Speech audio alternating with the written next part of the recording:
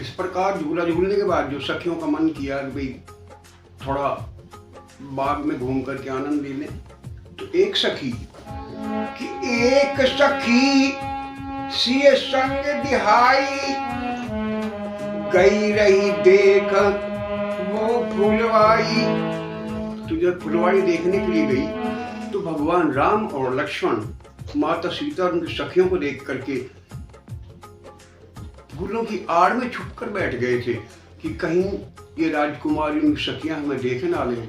लेकिन क्या होता है, तो बंद बिलो की जाई, प्रेम विवश सीता पही आई।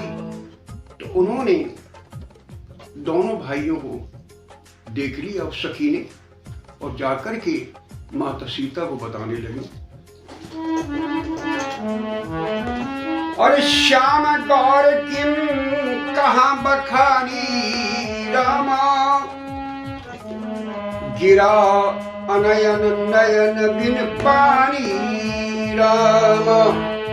सुन हर्ष सब सखी सयानी, सियहि अति उत्कंठा जानी।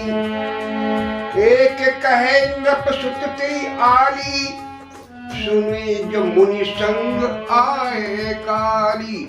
और कल ही जो नृपसुत हैं, महाराज दशरथ के पुत्र जो हैं, जो मुनि के साथ आए हैं, ये वही है। और आगे जो है ये राजा जनक जी का दरबार का वर्णन है, वो हम आपको सुनाते हैं। दरबार लगा हुआ है, मंत्रीगण सभी जो है ना बैठे हुए हैं, राजा महाराजा सभी विराजमान हैं। तो अरे तब बंदी जनक बुलाए रामा, बिरदावली कहत चली आए रामा। कहत जाए कहाऊ मन मोरा, चले भाट ही हरस न थोरा। तो महाराज जनक जो है दरबार के अंदर कहने लगे कि हे बंदी जनों, भाट को बंदी भी कहते हैं, कि आप जो है हमारा प्रण है वो सारे दरबार के अंदर उच्च स्वर में सुना दीजिए। तो क्या होता है, बोले बंदी बचन पर सुनव सकल मई पाल रामा, सुनव सकल मई पाल। पन विदेह करके ही हम तो भुजा उठाल विशाल, सियावर रामचंद्र की जय। सोय पुरार को दंड कठोरा, राज समाज आज जोई तोरा। त्रिभुवन जय समेत बह गई, बिनहि विचार बरई हटते ही। जो भी इस यज्ञ धनुष को भंग करेगा, तोड़ेगा, चिल्ला चढ़ाएगा, वही जो है पति माता सीता का कहलाएगा। तो इस बात को सुनकर के बड़े बड़े सूरमा राजा जो बैठे हुए थे, अपने आप को बहुत बलवान समझते थे, वो आकर के अपनी जो राजमहल करने लगी। आगे क्या होता है, कभी कोई राजा आता, कभी कोई राजा आता। क्या एक आया तो उसने क्या कहा, बोधे पुराने धनुष पर, बोधे पुराने धनुष पर इतना गुमान है। अरे भारी हुआ तो क्या हुआ, आखिर तो कमान है। चाहूं तो एक घाट में तोड़ दूं इसे, किस बात पर उठाया ये आसमान है। और ये बात कह करके उसने जो चारों तरफ धनुष के चक्कर लगाए, घूमा फिरा, जोर लगाया, लेकिन उससे टस से मस नहीं हुआ। उसके बाद दूसरा आया, कोई पूरा दरबार लगा हुआ था। ये रामलीला की रचना के बारे में जैसे स्टेज पर मेंशन होता है, वो उसी व्याख्या कर रहा हूँ चौपाइयों के साथ साथ। कि चिल्ला चढ़ा दो एकदम ही 5-7 का, जो दूसरा महाराज आया वो कहता है कि चिल्ला चढ़ा दूं एकदम ही 5-7 का, कर्तव्य तो है मेरे बाएं हाथ का। मुश्किल है का काम, हैरानी है मुझे, लकड़ी का है या ये कोई असल धात का, अरे कोई असल धात का तो नहीं, लकड़ी का ही तो है, इसको मैं उठा करके भी तोड़ देता हूँ। लेकिन वो भी जो फेल हो जाता है, उसकी बस की बात नहीं थी। फिर तीसरा महाराज आता है, वो भी जोर लगाता है, सबने लगाया जोर, सबने लगाया जोर, पर लाचार हो गए, ना उठ सकी कमान, शर्मसार हो गए। उठने की मेरी देर है, उठने की मेरी देर है, बस एक आग में देखो मैं इसके टुकड़े 3-4 हो गए। मेरे तो बस उठने की देर है, देखते देखते मैं इसके 3-4 टुकड़े करके फेंक दूंगा। ये जो अभी राजा महाराजाओं के शेर बोले जा रहे हैं, ये मेरी अपनी रचना नहीं है, बल्कि ये यशवंत सिंह रामायण की मदद से ये रचनाएं लेकर के ये इसमें संकलित की गई है। तो सारे राजा महाराजा जो है जोर लगा करके थक गए, हार गए। तो उसी दौरान लंकापति रावण का प्रवेश होता है और वो आठ करके जो इस शेर को बोलते हैं कि कर लेंगे अगर छोकरे हर एक काम को, तो दुनिया में कौन जानेगा रावण के नाम को। मेरे बिना ये काम कर सकता नहीं कोई, दिल से निकाल दीजिए खामो ख्याल को। अब मेरे बिना, मेरे सिवा इस कार्य को कोई भी नहीं कर सकता, और आप अपने दिलों से इस बात को निकाल दीजिए। तो इसी दौरान महाराज बलि का पुत्र बाणासुर वहां पर प्रवेश करता है। वो धनुष यज्ञ में धनुष तोड़ने के लिए या माता सीता को वरने के लिए नहीं आया था, लेकिन उस धनुष यज्ञ को देखने के लिए आया था। तो जब रावण की ये मंशा देखी, तब बाणासुर कहता है कि खबरदार दस्कंदर, ये क्या अधर्म कमाता है और अपने ही गुरु के धनुष को तोड़ना चाहता है। तो रावण कहता है, अरे कौन है जो बेमौके की तान बजाता है, मैं आज इस धनुष को तोड़कर ही लूंगा और सीता को विवाह कर ले जाऊंगा। बाणासुर, अरे मूर्ख, तुझे कुछ लज्जा आनी चाहिए, इस भरी सभा में क्यों अपना अपमान कराता है। रावण, क्या कहा, मेरा अपमान? मेरा अपमान भला कैसे हो सकता है? देख मेरी इन भुजाओं की ओर देख, इनके बल से मैंने कैलाश पर्वत को उठाया है। और सुन कि मेरी गर्जना सुनकर मादाओं के गर्भ गिर जाते हैं, और जिस समय मैं गुस्सा करता हूँ उस समय समुद्र में जुआर आ जाता है। तो रावण अपना व्याख्यान करने लगा, बड़ाई करने लगा। तो बाणासुर फिर कहते हैं कि अरे रावण, तू बड़ा ही घमंडी है, और वीर पुरुष होते हैं, जो वीर पुरुष होते हैं वो अपना बखान खुद नहीं करते। देख मेरी ओर देख, जब मेरे पिता बलि को संकल्प छोड़ने के लिए जल की आवश्यकता पड़ी थी, तो मैंने ही ला करके दिया था, उस पर मुझे कोई अभिमान नहीं है। इस विषय में थोड़ी सी, जैसे ही बाणासुर ने बताया कि ये बाणासुर जो है महाराज बलि के पुत्र थे, जिनकी याचना करने के लिए भगवान वामन, बीच में प्रसंग आ गया है तो मैं आपको दर्शा रहा हूँ कि वामन रूप रख के बलि से दान मांगने के लिए गए थे।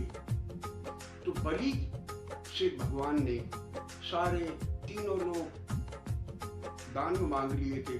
आखिर में जो तीसरा कदम रखने के लिए जगह नहीं मिली, तो बलि ने अपना सिर आगे कर दिया था, कि महाराज आप जो है अपना तीसरा कदम मेरे सिर पर रख लीजिए।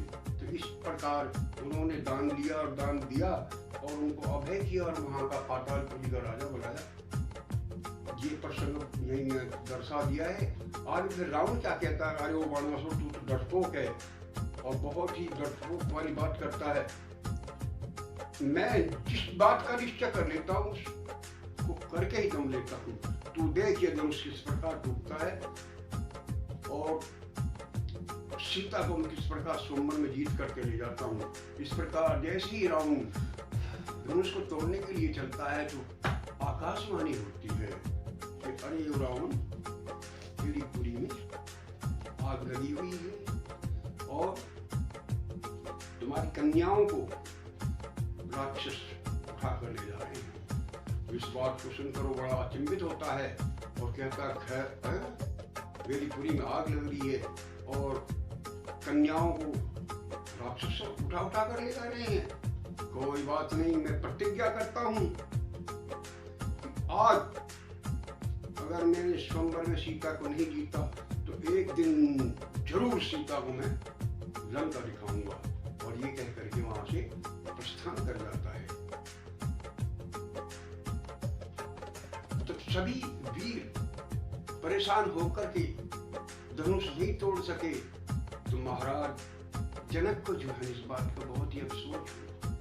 अरे ये तो भाई बहुत बुरा, और किसी ने भी जो है धनुष को हिलाया तक नहीं, प्रतिज्ञा तो चढ़ाना दूर, धनुष को हिलाया तक नहीं। वो जो है फिर सभी को संबोधित करते हुए तो राजा जनक कहने लगे, ये किसी एक के लिए उच्चारण नहीं था, एक के लिए नहीं था, वो सभी के बारे में कह रहा था। हे दीप दीप के राजागण, हम किसे कहे बलशाली है, हमको देख विश्वास हुआ पृथ्वी वीरों से खाली है। तो महाराज जनक कहने लगे, हे द्वीप द्वीप के राजागण, हम किसे कहें बलशाली है। अब हमको तो ये मालूम हुआ, विश्वास हुआ कि ये पृथ्वी वीरों से खाली है। अब ये पृथ्वी जो है वीरों से खाली है, जो कार्य नहीं कर सकते। पहले ख्याल होता तो ये बेबसी नहीं होती, हाँ ये बेबसी नहीं होती, हम करते नहीं प्रतिज्ञा, ये तो ऐसी हंसी नहीं होती। अगर हमें पहले पता होता तो हम ऐसी प्रतिज्ञा नहीं करते और जग में जो है ना हमारी इस प्रकार हंसी नहीं होती। अब तोड़े अपने प्रण को हम तो धर्म हानि और लज्जा है, पृथ्वी को कुंवारी रहना है, क्या करे हमारा वश क्या है। अगर हम अपने इस प्रण को तोड़ते हैं तो ये बहुत ही लज्जा की बात है। हमारी पुत्री को तो जो है कुंवारी ही रहना है, इसलिए अब आस छोड़ प्रस्थान करो। अब आशा छोड़ करके सभी जो यहाँ के प्रस्थान चली जाएगी। सीता सुकुमार के विवाह लिखा नहीं विधाता ने, कि हमारी पुत्री का विवाह जो है विधाता ने लिखा ही नहीं। तो इस बात को सुनकर के लक्ष्मण जो बड़े क्रोधित हुए मनी मन में। तो क्या कहते हैं,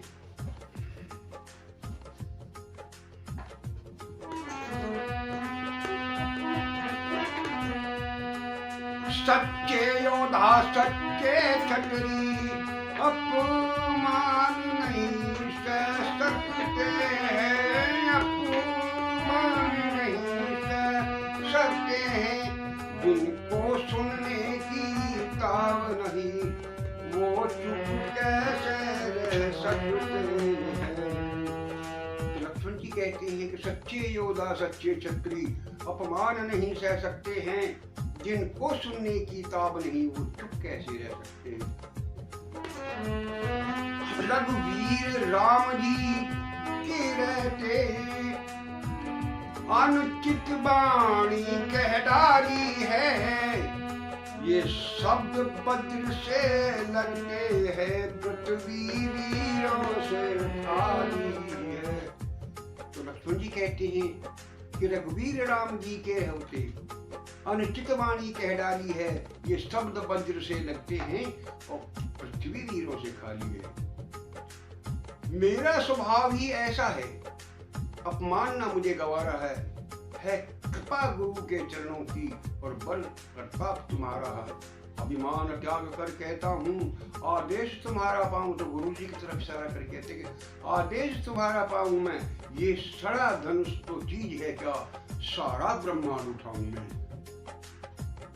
जल को थल, थल को जल कर दूं, ले आऊं तोड़ सितारों को, सुरमे की तरह पीस डालूं मैं पृथ्वी और पहाड़ों को। बड़े ही क्रोध में लक्ष्मण जी इस बात को कह रहे हैं।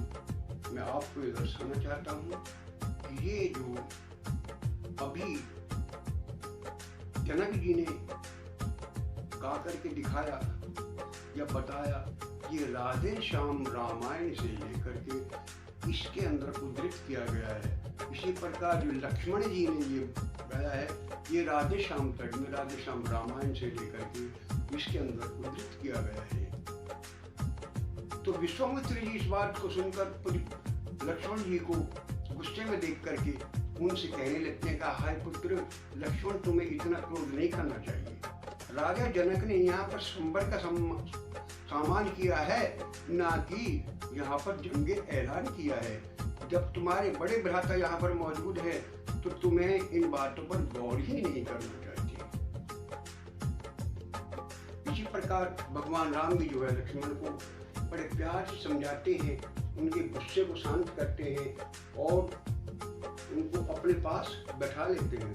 उचित समय देखा, विश्वामित्र जी उनके जो साथ थे वो कहते हैं कि विश्वामित्र तमें शुभ जानी, तो बोले अति स्नेह में वाणी। उठाऊ राम भंजाऊ भव चापा, मेटहु तात जनक परितापा। तो शुभ अवसर जान करके गुरु विश्वामित्र जी कहने लगे कि हे राम, अब आप इस बात की देर कर रहे हैं, उठिए और महाराज जनक का जो संताप है उसको मिटाइए। सोने गुरु बचन चरण सिर नावा, तो हर्ष विषाद न कछु कुलावा। ठार भय उठ सहज सुबाऊ, ठवन जुबा महाराज लजाए। तो सहज स्वभाव से भगवान राम आज्ञा पा करके उठते हैं। क्या होता है? अरे गुरुपद बंदे सहित अनुरागा रामा, राम मुनि में मन आयुष मांगा रामा। चलत राम सब पुर नर नारी, पुलक पूरी तन भय सुखारी। तो जब भगवान राम धनुष की ओर चलते हैं तो सारे नर नारी जो भी वहां पे देख रहे थे, जो भी दृश्य था उसको देख करके बहुत ही आनंदित हुए। तो इस प्रकार भगवान गुरु जी की आज्ञा पा करके धनुष की ओर चलते हैं और सभी उपस्थित उनको नमन करते हुए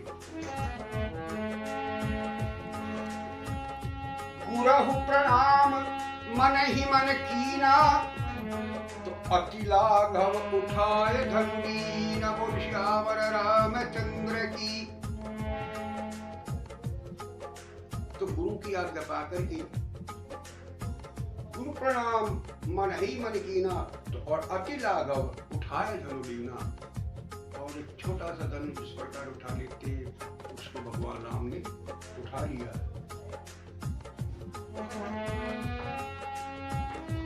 दाम केहु दामन जिम जब लड़ऊ, पुनि नव धनु मंडल सम भयऊ।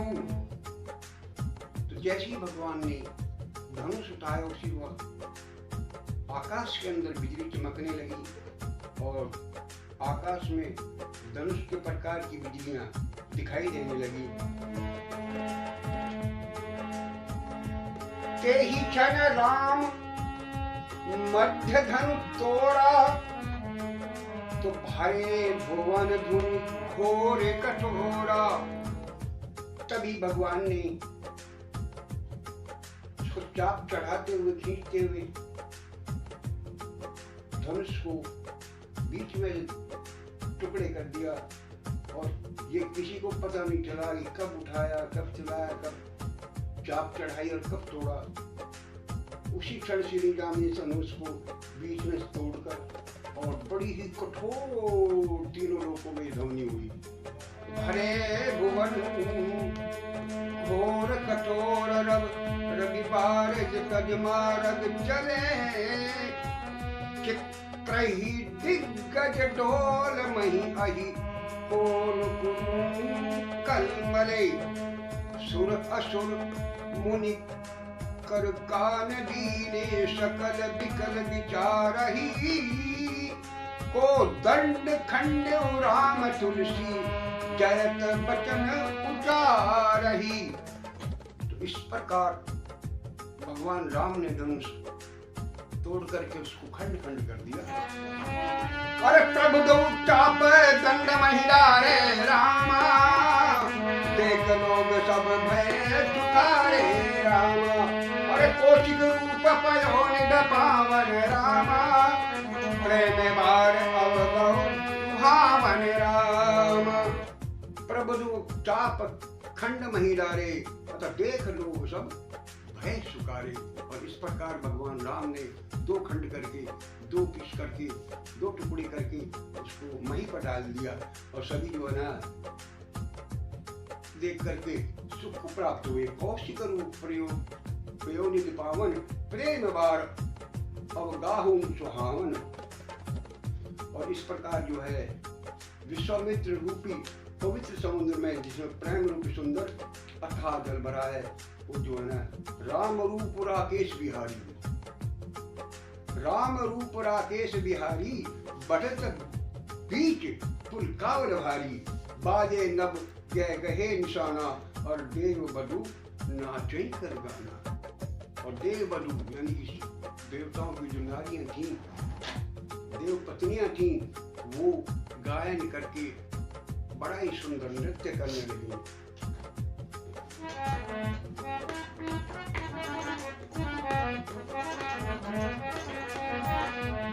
अरे ब्रह्मादिक सुर सुर मनीषा, प्रभु परसन तरी दे असीसा,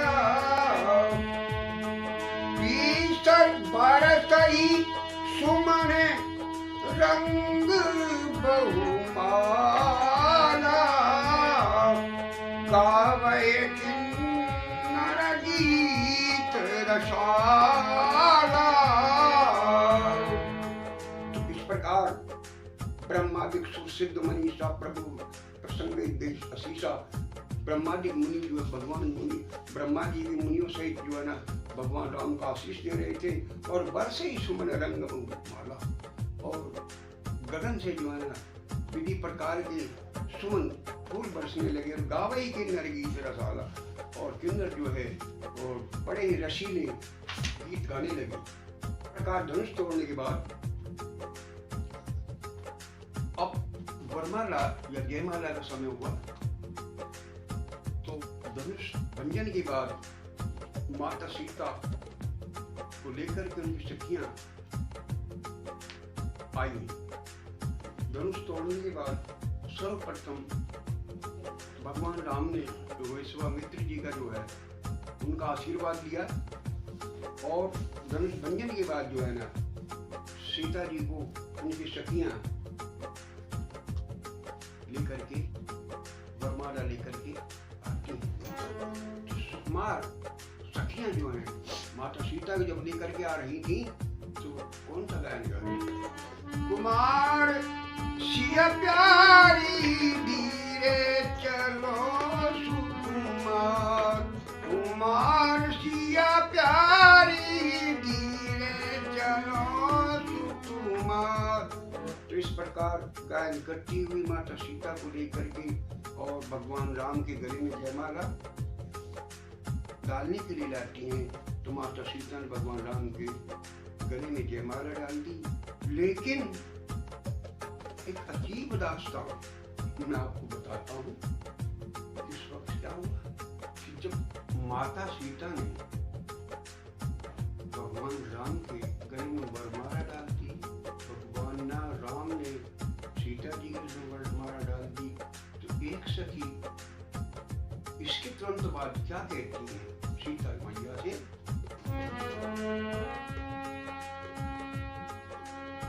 कि सखी कहे प्रभु पद गहु सीता,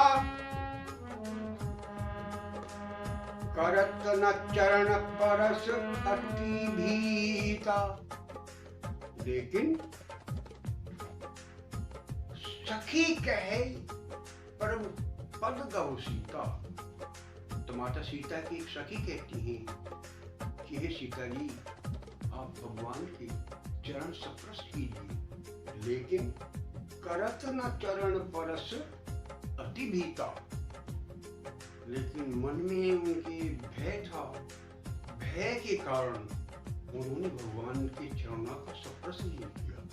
वो क्यों, बताता हूं।